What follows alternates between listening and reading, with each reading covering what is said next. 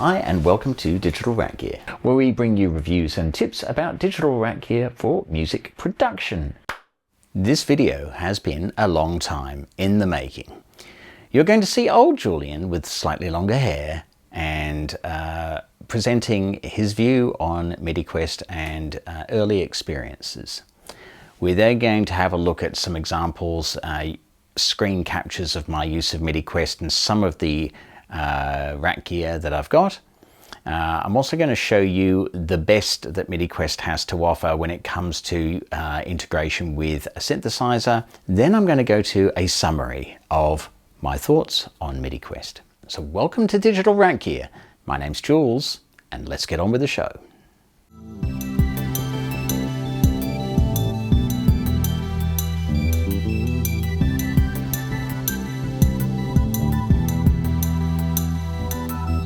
Over to you, longer-haired Jules.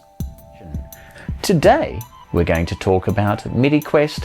Is it any good? Is it going to be of value to you? Let's find out.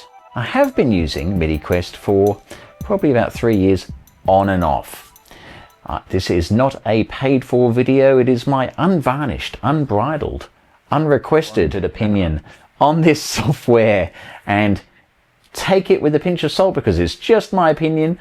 Of course, you can check out other opinions online, but maybe, and my hope is that this will be of value to you in assessing whether this software is going to be right for you. When I first got MidiQuest, and yes, I paid for that version too, I was able to use MidiQuest to recover some system exclusive data from a backup of a ROM card for an Ensoniq synthesizer.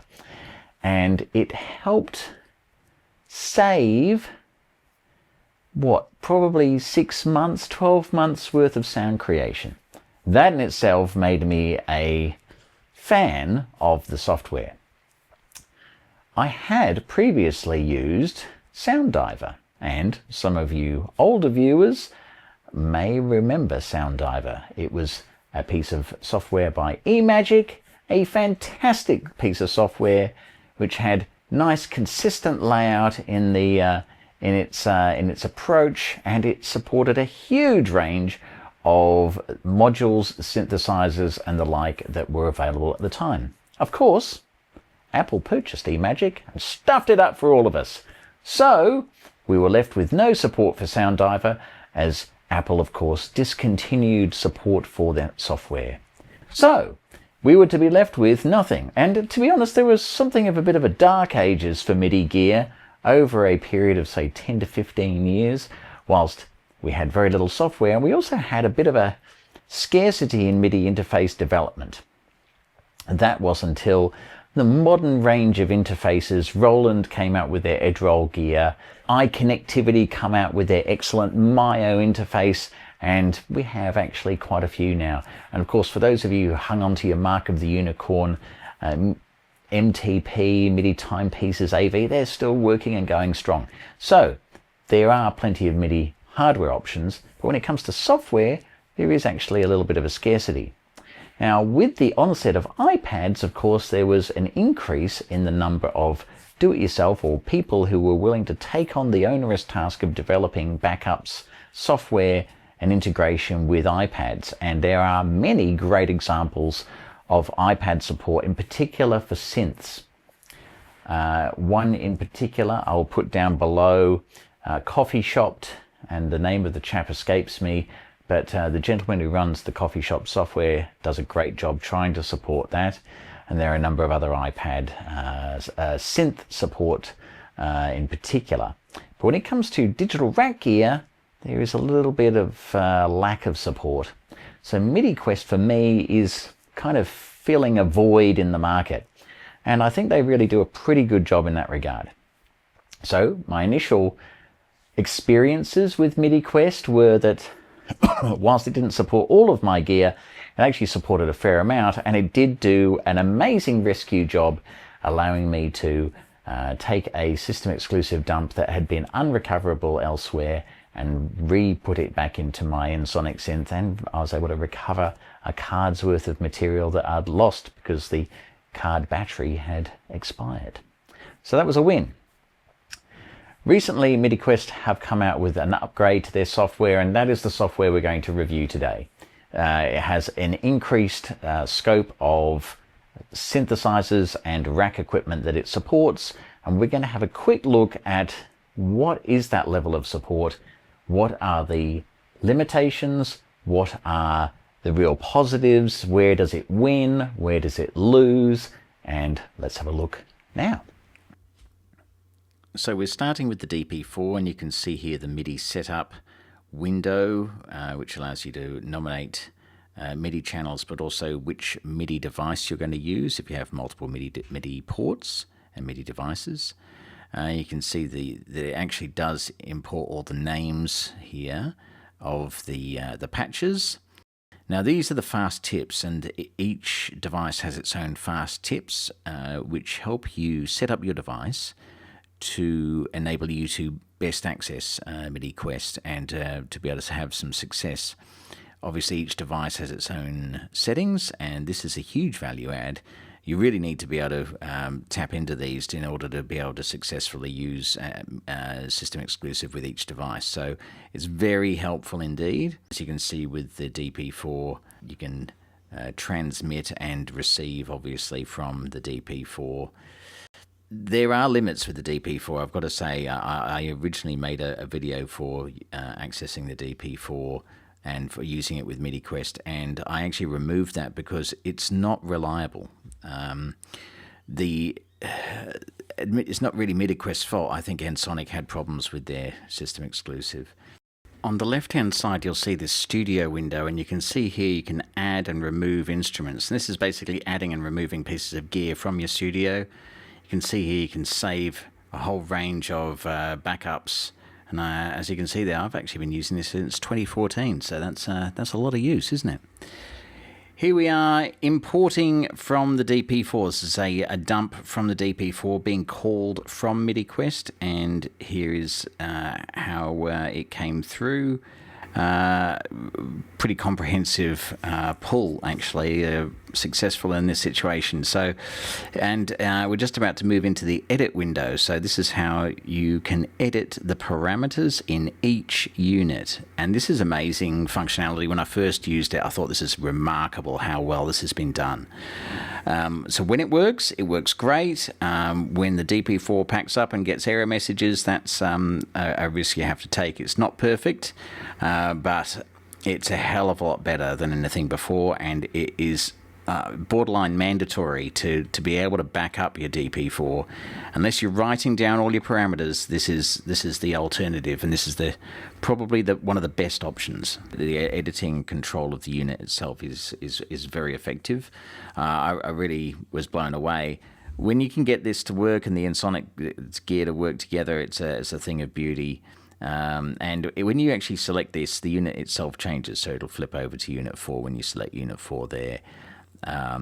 When you select a particular parameter, that parameter will appear on the DP4 as you edit it, or after the message has been sent to edit it, and it will show on the display on the DP4 the new setting. So it's like magic. So here we have the Korg A1, and you can see it does import all of the names, and you can see this uses a lot of the, this must be one of the guitar cards, but you can see that some of my own custom presets are in here, you know, number 11 and so on. Now, what we're going to do is we're going to actually show you a little bit about the librarian potential here, and if you click on a patch, you can select the patch and actually then add tags. So you can rename a patch, obviously, but you can then add tags for, you know, what would you use this patch for? And this will enable you to search and find the patches that are suitable for different options later on. It's sort of an attempt to save time down the track if you invest the time up front to tag your patches with descriptors, if you like, use cases and descriptors for what does that patch sound like. Does it sound like water? Does it sound like metal? Does it sound like, is it low pitched or what have you? And these descriptors here are fantastic. As you can see, each one has a number of options to allow you to sort of describe what this effect is going to sound like and what this patch sounds like. Qualities. Look at that. Okay, so you can select whether it's going to be sustaining or it's an ensemble effect or distorted and so on. So I think these are fantastic, and it's a really great way of being able to categorize and make sense of your patches, and also maybe sort them out as well. If you have a particular project that you're working on which needs a particular vibe or sound, you can then search through your own library for the effects that are going to make the most sense for that track. The idea of me showing you this is to show you how good an interface I have experienced on MidiQuest, because with the recent gear, MidiQuest, the time and effort has really been put into where there is available MIDI specs for modern gear, able to be explored and coded for in this software. So you're going to get the best out of this software with more modern instruments, is what I'm saying. So note, you've got beautiful colors, you've got layouts, you've got an ability to really get into the guts of, this is a desktop synth, so it really opens up visually everything that's under the hood. The Prophet 12 is great to program from the unit itself, but having MidiQuest be able to present it all to you does give you a different lens on the breadth of parameters and the depth that the Prophet 12 offers for sound creation. And I just wanted to be able to show you, how this looks. So you've got all your patches there all laid out in all the different banks, and this has downloaded the data for all of this. You're including all your master section, including your clocks and your effects and so on. And if we select a sound, so here you can edit in system exclusive or in an editor window, and this will then bring up the window for that sound. And as you can see, you've got your envelopes, you've got your filtering, you've got all the different parameters that you could possibly affect in this synth. And then across the top, you can see there's layer 1 and there's also a layer 2. But there are different screens, because this is such a deep synth, there are different screens available here as well. So I'll just quickly show you a couple of those additional views for the Prophet 12, just to illustrate that you can have a number of pages basically per synth. So here, anyway, a couple more pages of views of what the Prophet 12 patch editor view looks like.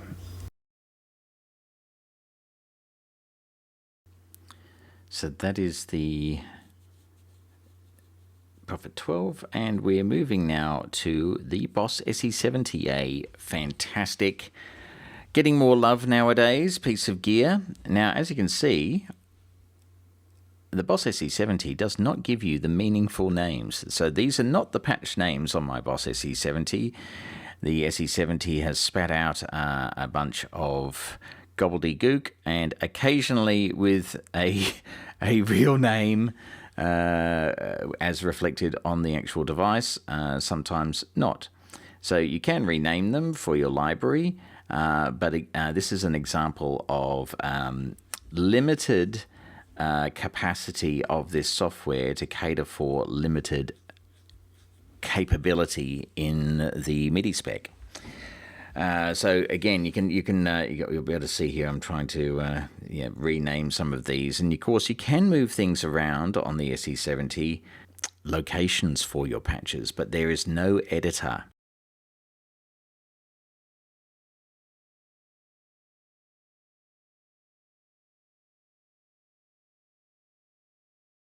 Now you can see I've actually had a problem there. I've actually clicked OK and it did not rename. I found that a little bit annoying, but let's be persistent. Overdub echo, hit OK, Does it actually? Yes, there we go. That is about the extent of the support. It will download the patches, but it does not let you edit.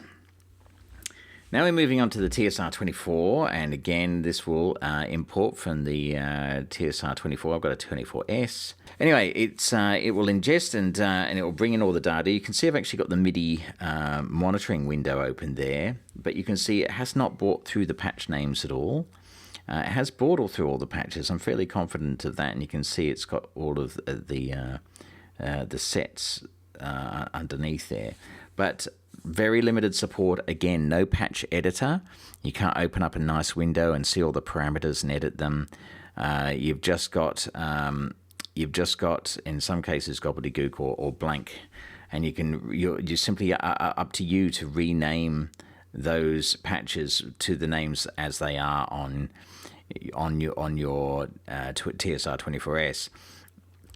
But you can see, and I'm just giving you a demonstration here, that the data's come through, and that's the MIDI monitor. And I love that MIDI monitor. It's come in so handy. It's one of the definite value adds on MidiQuest, is to be able to actually see whether MIDI's being transmitted or received. So bravo for that tool. It's surprising how often that comes in handy. Anyway, so there we go. The limited support. It will support pulling in system exclusive, but what is available to you from a patch editing perspective or renaming is limited to what is in the computer. So you can rename a patch, and as you can see, it's actually selecting that patch on the unit most likely, I think, when you actually select that.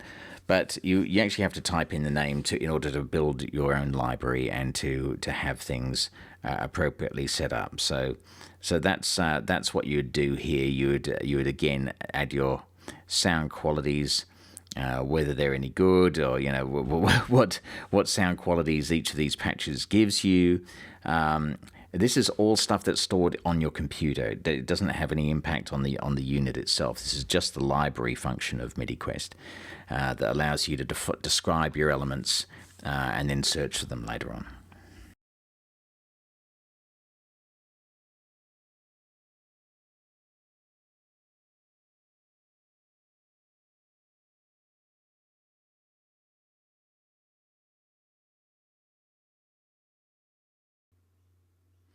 Okay, so this is recently on the MidiQuest website. I have MidiQuest 12, and you can download the latest update, but MidiQuest 13 has just been made available, and the differences are that it has an increased number of devices. So the main difference between these different versions of MidiQuest are device support. So I'm using MidiQuest 12. I haven't updated because the devices that MidiQuest 13 supports, I don't own them, so I don't need to upgrade. I have had a look and at the SoundQuest website and downloaded the latest instrument specs for the instruments I've got, or the devices I've got, just in case they've been updated, and they haven't.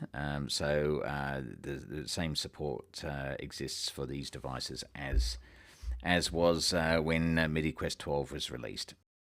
I just want to call out a couple of features here. This is the MIDI monitor. I use this a lot. I do love it. It just helps you understand whether information is coming or going. So there's a number of additional MIDI tools which are available in MidiQuest. And this is an area that I haven't explored comprehensively. Here we are. There's even file conversion to be able to create MIDI macros and things.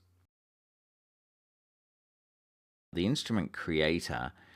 This is amazing what MidiQuest allows you to do here. You can open up any of these. Are all the devices that I've downloaded. This is not all the devices it supports, but these are the ones, the specs that I've downloaded off the MidiQuest site. And this is, as I understand it, you can redefine an instrument and define instruments in here.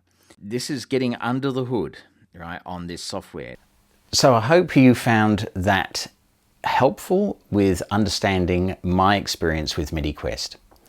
MidiQuest does have fantastic functionality for the Sonic Explorer, the person who wants to have a good library and a reasonable amount of time to invest in their rack gear. And also, if you have a technical ability with MIDI, Michael has designed software that enables you to have tools and access tools that let you dig deep into customizing the access to the MIDI messages. This is not something that I've explored. I've not been bold enough and technical enough to do that.